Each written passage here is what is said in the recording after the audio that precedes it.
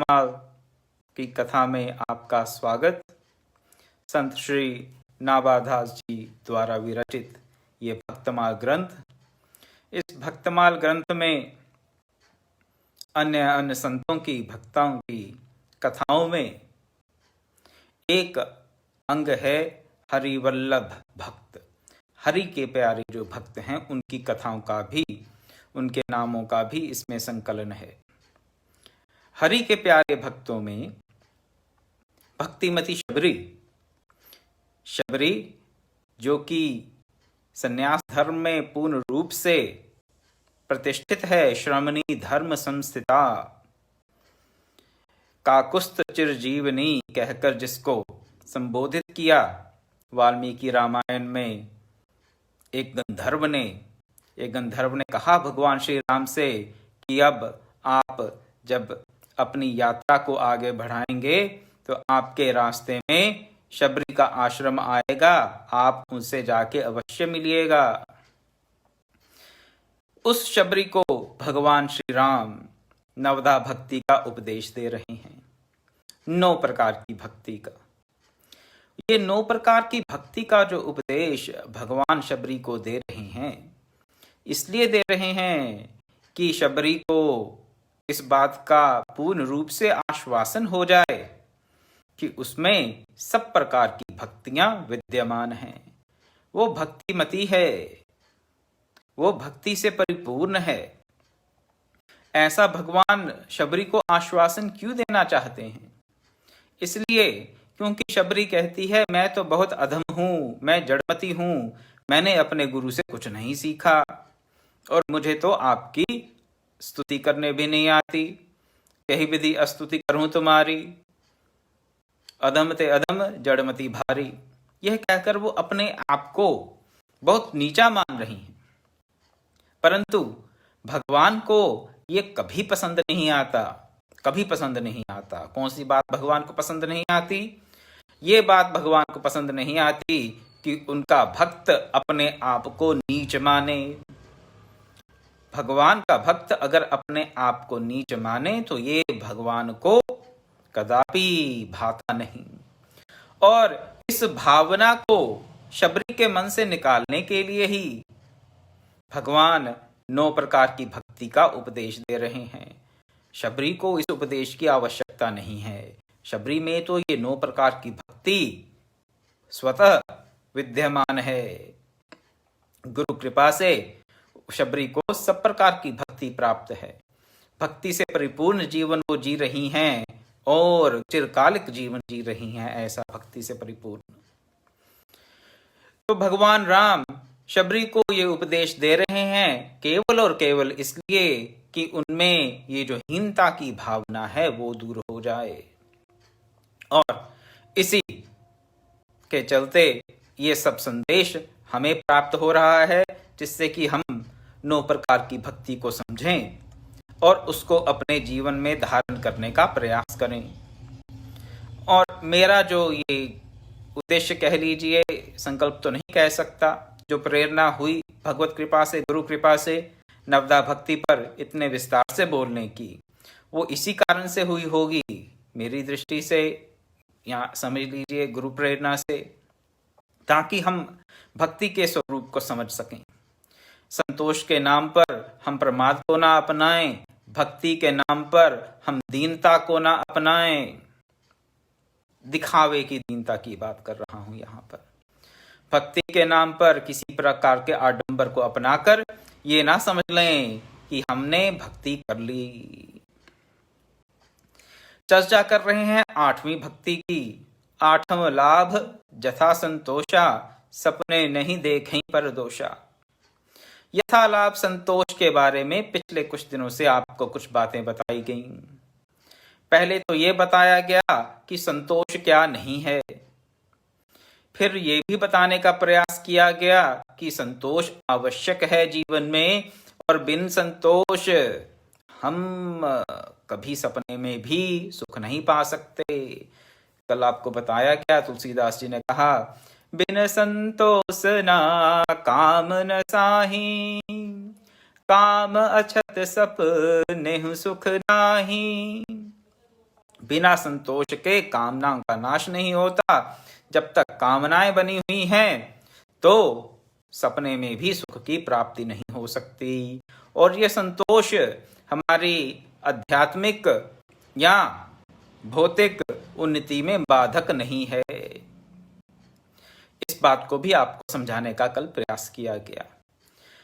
संतोष रूपी कृपाण से हम काम, क्रोध और लोभ रूपी शत्रुओं का नाश कर सकते हैं। काम, क्रोध और लोभ रूपी शत्रुओं का नाश हो जाता है संतोष से, और एक स्वस्थ मन की प्राप्ति होती है, एक स्वस्थ चित्त की प्राप्ति होती है। उस स्वस्थ मन से, स्वस्थ चित्त से हम जो भी करेंगे वो भक्ति ही होगी, जो भी करेंगे वो कल्याणकारी ही होगा। काम के वशीभूत होकर, क्रोध के वशीभूत होकर, लोभ के वशीभूत होकर अगर हम कर्म में प्रवृत्त होते हैं तो नाश को प्राप्त होंगे। और संतोष को अगर हमने अपने अंतर में प्रतिष्ठित कर लिया है तो काम, क्रोध, लोभ को हमने अपने अंतर से भगा दिया। और जब काम, क्रोध, लोभ नहीं रहे, एक स्वस्थ मन से, तुष्ट मन से, तुष्ट चित्त से जब कार्य में प्रवृत्त होंगे, किसी कर्म में प्रवृत्त होंगे, तो वो किसी दैवी प्रेरणा से, किसी भगवत प्रेरणा से ही होंगे। और दैवी प्रेरणा से, भगवत प्रेरणा से, गुरु प्रेरणा से जो कार्य किया जाएगा उससे हम क्या करेंगे, आप क्या करेंगे, आप अपने कल्याण का भी सृजन करेंगे और समाज के अन्य वर्गों का भी उससे कल्याण ही होगा। लेकिन अगर क्रोध बना हुआ है तो क्या होगा, बहुत भारी दुख सहना पड़ेगा। क्रोध जैसा भी दुख कोई और ही होगा शायद। क्रोध हमें जितना संताप देता है शायद ही कोई और दे सके। कामनाएं भी देती हैं, लेकिन जलाने वाला जैसा क्रोध है, जलाने वाला जैसा क्रोध है, वैसी कामना भी नहीं होती कई बार। प्रसंग बालकांड का श्री रामचरितमानस में लक्ष्मण जी क्या कहते हैं परशुराम जी को? परशुराम जी के अंग जल रहे हैं। किससे? क्रोध से अंग जल रहे हैं। क्रोध क्यों आया उनको? क्रोध इसलिए आया कि धनुष तोड़ दिया गया शिव जी का। शिव जी उनके हरिओम, शिव जी उनके इष्ट देव, परम आराध्य, उनका एक धनुष जो जनक जी को प्राप्त हुआ परंपरा से, उनके पूर्वजों को प्राप्त हुआ और परंपरा से जनक जी को प्राप्त हुआ, उस धनुष को खंडित कर दिया गया।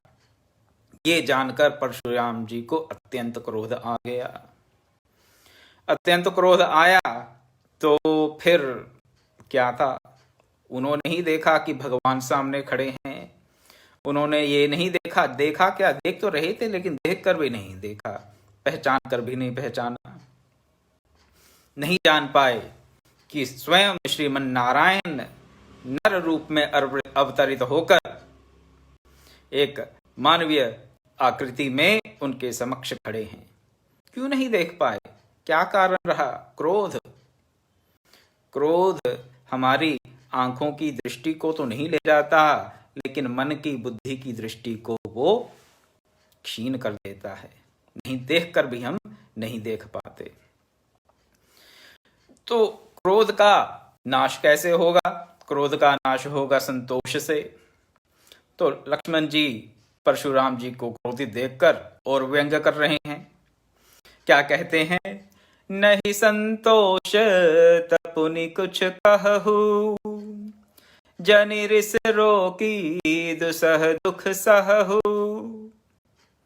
अरे अगर मन को संतोष नहीं है तो कुछ और कह लीजिए। ऐसे अपने क्रोध को रोककर दुख मत सहिए। यहां पर व्यंग एक तरफ,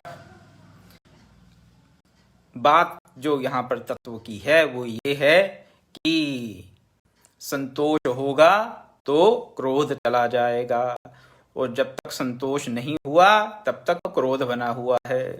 इसलिए संतोष के लिए यहां पर लक्ष्मण जी क्या कह रहे हैं परशुराम जी को कि कह दीजिए, जो मन में आए कह दीजिए। ऐसे अपने वचनों को अपने अंतर में दबाने से आप अत्यंत क्रोध के भाजन बन रहे हैं और बहुत सा दुख सह रहे हैं, इसलिए कह डालिए। कह डालने से क्या होगा? क्रोध का कह डालने से संतोष होगा, फिर संतोष से क्रोध का नाश होगा। आठम लाभ यथा संतोषा। तो संतोष होगा तो ही क्रोध का नाश होगा। जहां पर क्रोध है वहां पर संतोष हो नहीं सकता, और जहां संतोष है वहां पर क्रोध नहीं हो सकता। लोभ की भी यही स्थिति है, केवल कामना की बात नहीं, केवल क्रोध की बात नहीं, लोभ की भी यही स्थिति है। अगर संतोष है तो लोभ नहीं है, और अगर लोभ है तो फिर संतोष कहां से हो सकता है? इसीलिए संतोष को कृपाण बताया गया। ऐसा नहीं कि एक तरफ संतोष है और एक तरफ लोभ है और दोनों साथ साथ चल रहे हैं, नहीं, ऐसा नहीं हो सकता, न होता ही नहीं। इसलिए संतोष को कृपाण बताया गया। जहां पर संतोष रूपी कृपाण है वहां पर काम क्रोध लोभ रुक नहीं सकते, टिक नहीं सकते, अपना अस्तित्व स्थापित वहां पर नहीं कर सकते। वो तुलसीदास जी कहते हैं किष्किंधा कांड में, उदित अगस्ती पंथ जल सोखा, जिमिलो भय सो शय संतोखा। अगस्त तारा जब उदय होता है वर्षा ऋतु के पश्चात तो वो जल को सोख लेता है, ऐसी हमारे यहाँ मान्यता है ज्योतिष शास्त्र के अनुसार। और ऋतुओं के परिवर्तन की जो हमारे यहाँ मान्यता है, जो प्रचलन है, उससे ये माना जाता है कि अगस्त रूपी जब तारा उदित होता है तो वो क्या करता है? जल को सोख लेता है। ये अगस्त रूपी तारा जल को कैसे सोख लेता है? जैसे लोभ को संतोष, संतोष से लोभ सूख जाता है जिस प्रकार, उसी प्रकार अगस्त तारे से जल सूख जाता है। तो संतोष लोभ को सोख लेता है। अगर लोभ से हम पीड़ित हैं तो हमें किसकी शरण लेनी है, किसका आश्रय लेना है? संतोष का। और ये जो संतोष है हमारे जीवन में हमारे मन को, हमारे चित्त को अपार शांति प्रदान करता है, और उस अपार शांत चित्त से, शांत मन से हमसे जो भी कर्म होगा वो कल्याणकारी होगा। संतोष की इतनी महिमा है। जथा लाभ संतोषा, ये याद रखना है। संतोष क्या है? जथा लाभ संतोषा। लेकिन कर्म करने में संतोष नहीं कर लेना है, लाभ जो मिले, जो लाभ हो उसमें संतोष करना है। जथा लाभ संतोषा, कर्म के फल में हमें क्या प्राप्त होता है उससे संतोष करना है, लेकिन हमने अपना करणीय कर्म करना ही है, उसमें संतोष की बात नहीं है कि चलिए जितना हो गया कोई नहीं, नहीं, वहां पर अपनी पूर्ण शक्ति लगानी है, अपना पूर्ण सामर्थ्य, अपना पूर्ण रूप से समर्पित होकर, अपने एक एक क्षण को समर्पित करके अपने लक्ष्य की प्राप्ति के लिए हमें प्रयासरत रहना है। लेकिन ये सब करने के पश्चात जो भी लाभ हो, जथा लाभ संतोषा, संतोष उसके लिए कहा है। यथा, हाँ, एफर्ट संतोषा नहीं कह दिया उन्होंने, जथा प्रयास संतोषा नहीं कहा। बात सोचने की ये है, उन्होंने, भगवान ने ये नहीं कहा आठम जथा प्रयास संतोषा, नहीं। जथा प्रयास संतोषा कहते तो फिर हम ये समझते, जो संतोष की आजकल हम गलत व्याख्या कर देते हैं, गलत समझ लेते हैं, तो फिर वो सही होता कि जो कर लिया, जो हो गया ठीक है। ये तो तुष्टि है। तुष्टि, ये जो तुष्टि है ये एक प्रकार की साधन में बाधा है। सांख्य शास्त्र ने कई प्रकार की तुष्टि बताई, उसमें भांति भांति की तुष्टियों में ये भी बताया कि हम भाग्यवादी हो जाते हैं, काल समय ठीक आएगा तो हो जाएगा, अभी तो हमारा समय ठीक नहीं है तो कैसे साधन करें। और उपकरण तुष्टि, अच्छा हमने गुरु से मंत्र ले लिया, अब तो गुरु ही हमारा उद्धार कर देंगे। ये क्या है? ये अपने प्रयास में, अपने कर्म में हम प्रमाद कर रहे हैं। तो आठम जथा लाभ संतोषा, जथा प्रयास संतोषा भगवान ने नहीं कहा, प्रयासरत रहें, वो तो रहना ही है, नित्य निरंतर प्रयासरत रहें। जो भी आप अपने जीवन का लक्ष्य समझें, मैं केवल आध्यात्मिक उन्नति की बात ही नहीं कर रहा हूं।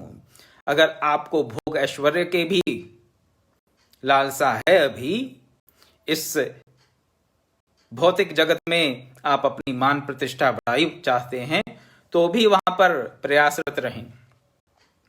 तो जब इस जगत की जितनी भी लालसाएं हैं वो पूर्ण हो जाएंगी, उसके पश्चात क्या करेंगे? उसके बाद आप आध्यात्मिक पथ पर ही आएंगे, इसमें कोई संशय नहीं।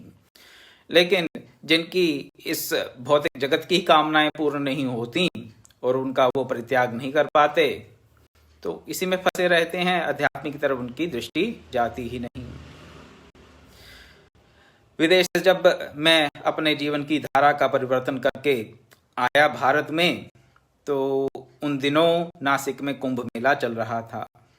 उस कुंभ मेले में एक महान संत के मुझे दर्शन हुए, उनका सानिध्य प्राप्त हुआ, उनके पास मैं कुछ दिन रहा भी।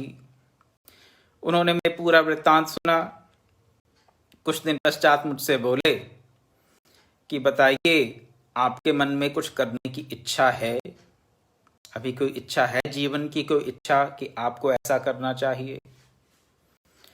उन्होंने ऐसा प्रश्न किया। मैं भी थोड़ा समय के लिए सोचने लगा कि हाँ, मेरी कोई इच्छा है कि नहीं। फिर 1-2 मिनट विचार करने के पश्चात मैंने उनको कहा, मैंने कहा नहीं महाराज जी, ऐसी मन में कोई इच्छा नहीं है।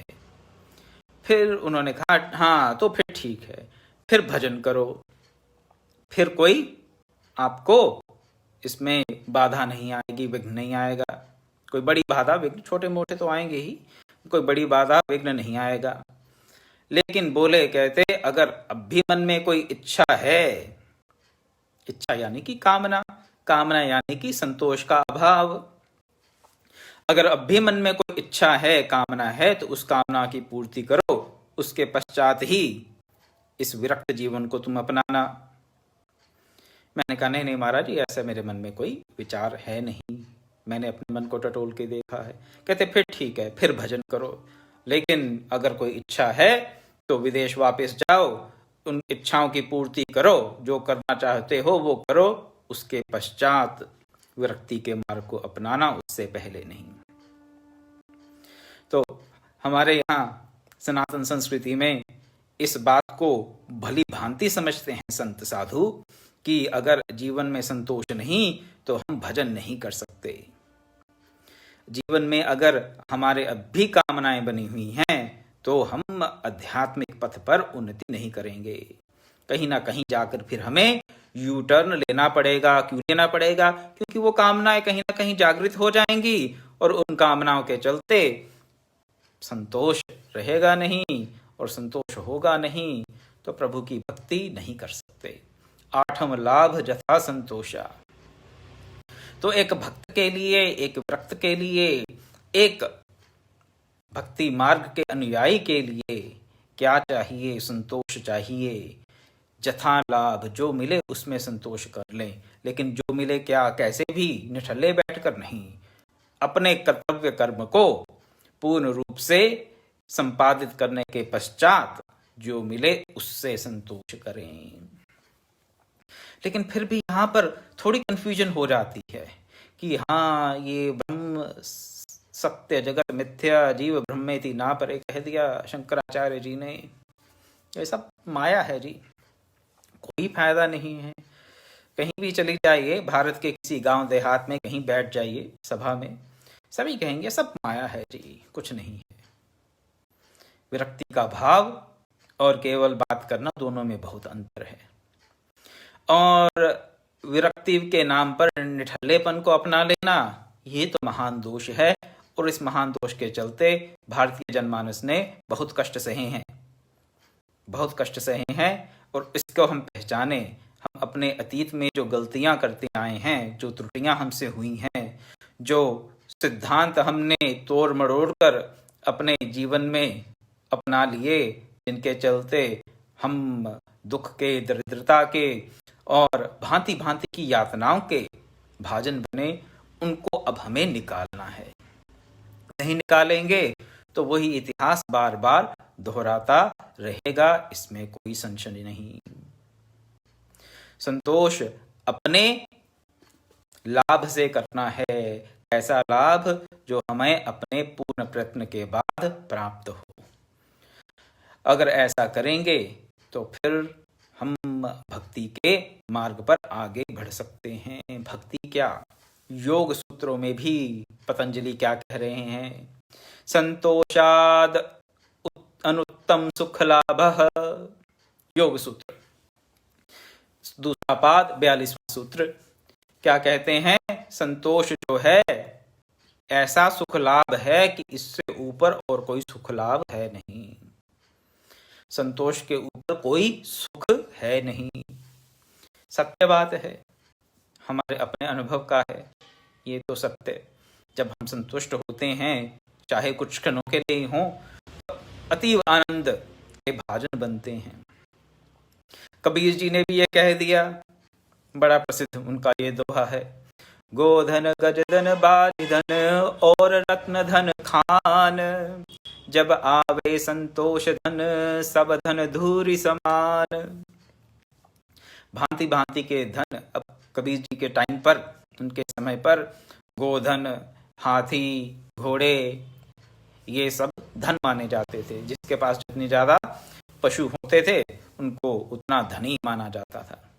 और अन्य अन्य रत्न, आज के परिवेश में बैंक बैलेंस समझ लीजिए, या जो भी आजकल लोग समझते हैं कि ये बहुमूल्य वस्तुएं हैं, उन वस्तुओं का आप यहाँ पे आंकलन कर लीजिए, घोड़ों को और हाथियों को छोड़कर।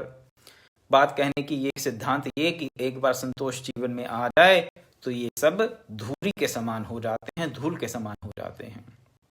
धूल के समान हो जाते हैं, इसका अर्थ ये नहीं कि इनका जीवन में कोई प्रयोजन ही नहीं रहता, ऐसा नहीं समझ लेना चाहिए। धूल नहीं हो जाते, धूल के समान इनकी हमारे अंतरतम में, हमारी दृष्टि में इनका मूल्य धूल के समान हो जाता है। लेकिन इनसे जो प्रयोजन सिद्ध होते हैं वो केवल धूल से सिद्ध होने वाले नहीं हैं। एक बात कहकर आज अपनी वाणी को विराम देता हूं, समय बहुत हो चला है। स्वामी परमानंद जी, एक बार उनके दर्शन हुए और सबको वो 10-10 रुपए का नोट दे रहे थे। तो सब गृहस्थ बैठे थे वहां पर, तो मैंने कहा ठीक है, हो सकता है केवल गृहस्थों को दे रहे हों। तो मैंने पूछा उनसे, मैंने कहा महाराज जी देखिए, मैं एक ब्रह्मचारी को भी क्या ये आपसे ये आशीर्वाद लेना चाहिए? मेरी तरफ देखकर बोले, कहते हाँ हाँ, इसके बगैर तो किसी की गाड़ी नहीं चलती। तो उन्होंने वो एक 10 रुपए का नोट मुझे भी दिया। कहते आपको तो इनसे भी ज्यादा आवश्यकता है इसकी। क्यों आवश्यकता है? बोले कि अगर आपको लोक कल्याण का कार्य करना है तो धन चाहिए ही रहेगा आपको, इसमें कोई वो नहीं है कि आपको ये नहीं करना, वो नहीं। कहते आपको तो गृहस्थों से ज्यादा आवश्यकता है। उन्होंने वो मुझे 10 रुपए का नोट दिया, अभी वो मेरे पास सुरक्षित उनके आशीर्वाद के रूप में पड़ा है। तो बात, संदेश इसमें ये छुपा है, बात मैं ये कहना चाहता हूं कि ये बात सत्य है कि संतोष जब आ जाता है तो आदमी का जो मन है, व्यक्ति का जो मन है, वो इस भौतिक जगत की चकाचौंध के पीछे नहीं भागता। लेकिन इसका अर्थ ये नहीं ले लेना चाहिए कि आध्यात्मिक उन्नति करनी है तो हमें इस भौतिक जगत की उन्नति का तिरस्कार करना है, ये बात नहीं है।